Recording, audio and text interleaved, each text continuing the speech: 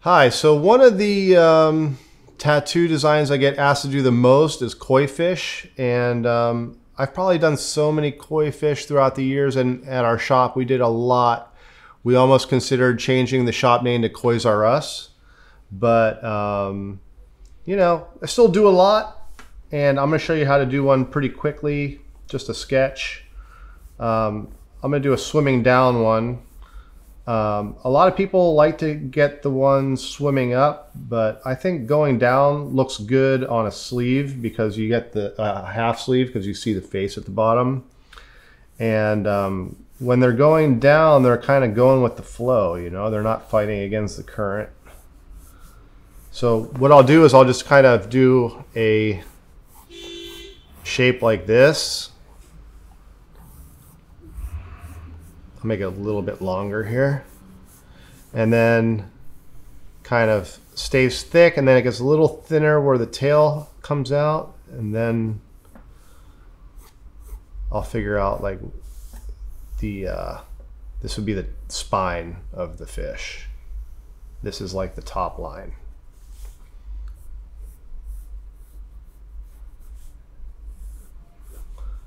And then I like to do the head pretty decent size. And then I'll do the eye kind of halfway along the lip there. You know, one thing that I used to do a lot that I still try to not do is make the eyes huge. I know a lot of people think that it looks cute, and back when I was first doing koi fish, a lot of people were doing weird stuff like putting eyelashes on them, and I guess there's nothing wrong with that, but you know, I think it's a little weird. All right, so this would be, there's like the plate here, and then there's the gill comes right behind that.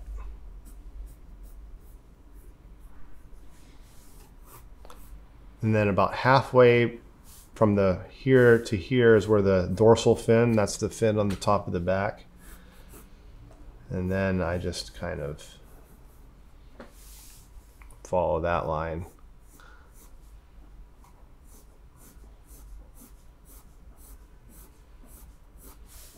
Then the lines from to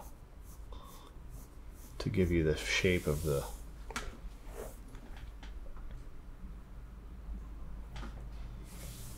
Then the fins come out from here. On a real fish, the fins come out of the bottom, but in tattooing, a lot of people like to see, you know, it looks cool to have them coming out from the side a little more.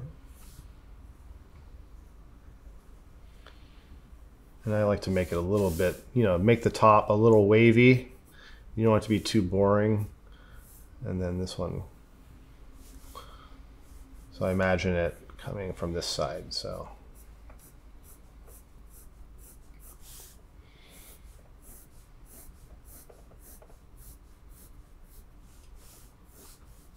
Then they have another fin coming out from underneath.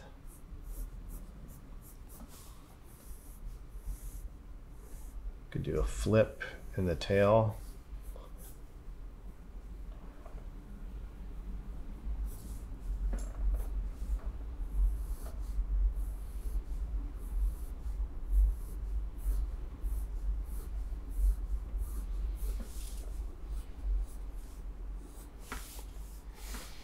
And once I get to this point, I figure out how to get the scales on there. And a lot of times I like to do like these stripes on it so I can keep my scale rows wrapping around the body of the fish. And then I slowly get a little smaller as I get to the edge.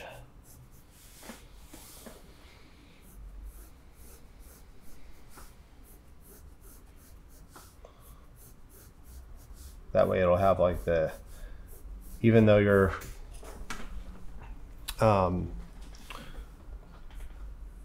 doing it flat, coloring it pretty flat, it'll have the image of, it'll have the illusion of being three-dimensional.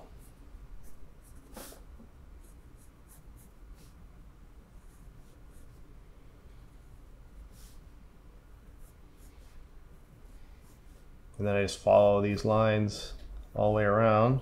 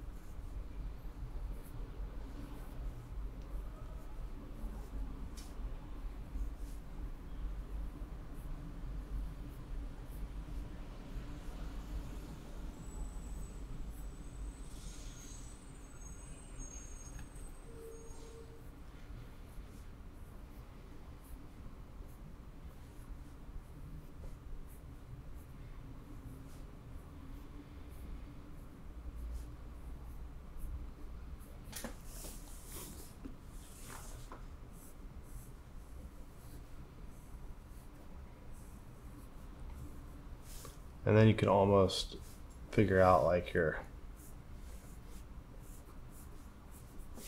cross-hatching pattern.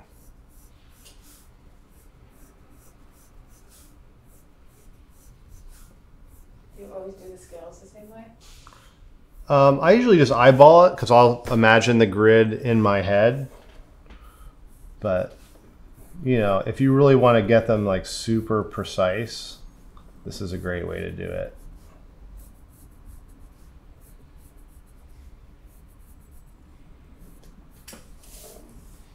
You can almost see like the body curving around.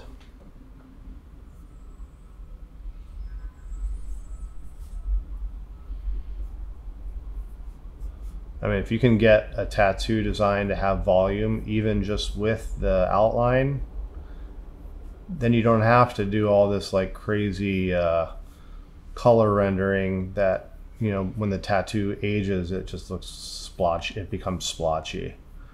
So I like to do like not millions of color blends. I think like, you know, a lot of these color companies, they have like 9 different kinds of yellow or even more than that. And I've seen tattooers use they'll use like 5 different yellows in one tattoo. I think just pick your best yellow. Just use that one, you know? A lot of the Japanese tattoos, they have a, you know, they have these swirls on top of the head. It just symbolizes like algae growing on the fish's head. And that means it's old and wise. So here's like the basic sketch. I'll throw some splashes on there for you. There's a lot of different ways to do water. I just kind of try to make sure that, you know, it's not all going, it's not too small. You know, if you're doing a sleeve and, you know, maybe you're going to do a back piece on that person later on, you're going to want to have the water be the same size on their arms as it is on their back. I've seen a lot of people do like really, really small detailed water on an arm tattoo because, you know, it just fits the size of it matches the size of the tattoo that they're getting. But you're really gonna regret that tiny water when their bodysuit doesn't match up with the arms, you know. I'm not gonna do too much of the splash, but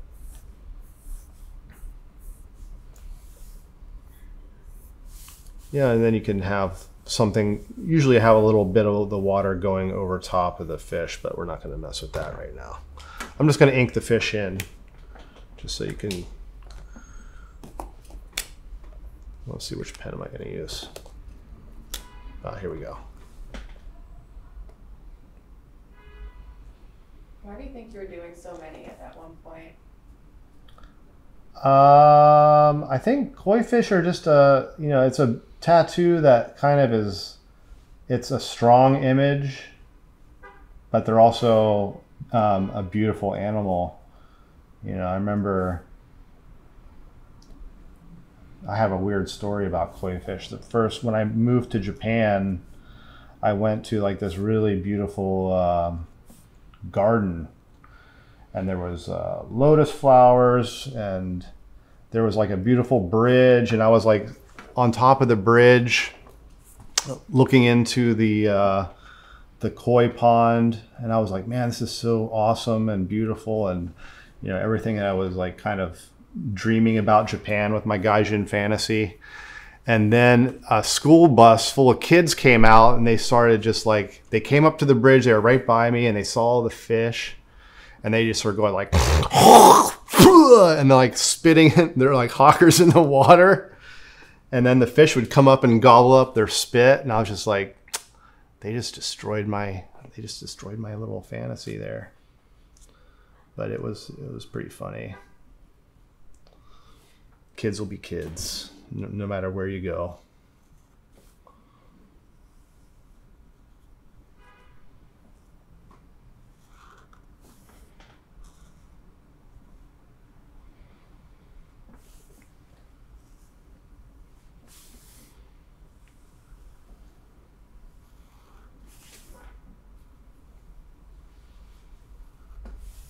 Sometimes I like to make it a little bit bumpy too, you know, it doesn't have to be like a perfect shape.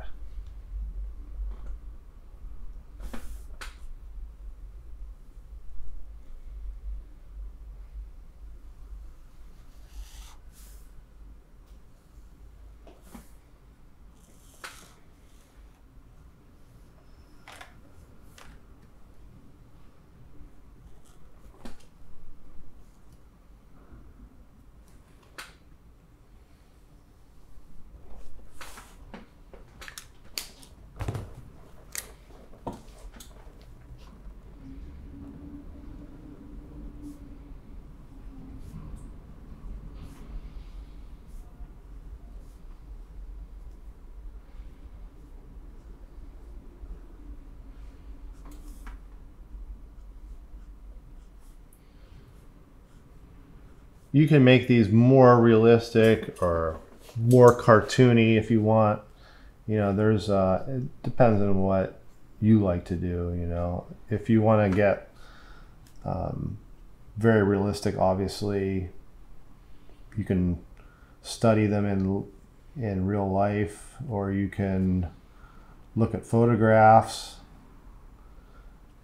or you can, you know, there's a lot of great reference on them. You know, some of my favorite artists that have done like great koi fish stuff have been like Hokusai and Kuniyoshi and Kyosai. Those are like some of the greatest artists that do them. But you know, you'll find a lot of great reference for these if you look around.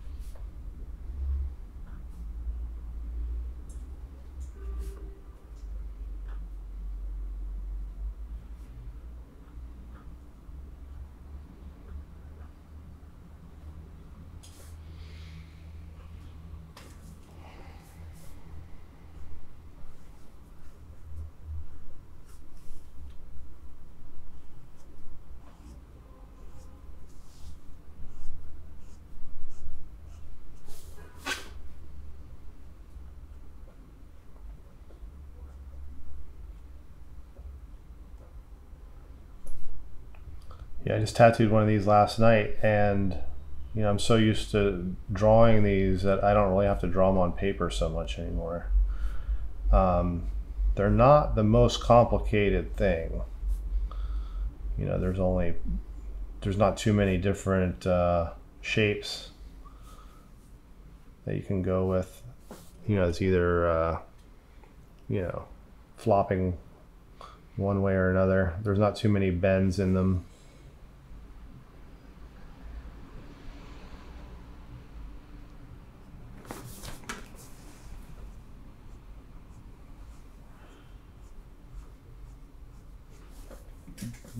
I got a little left-handy on this thing here. I got some smudges. Maybe that's why I became a tattoo artist, because your hand will never smudge your design.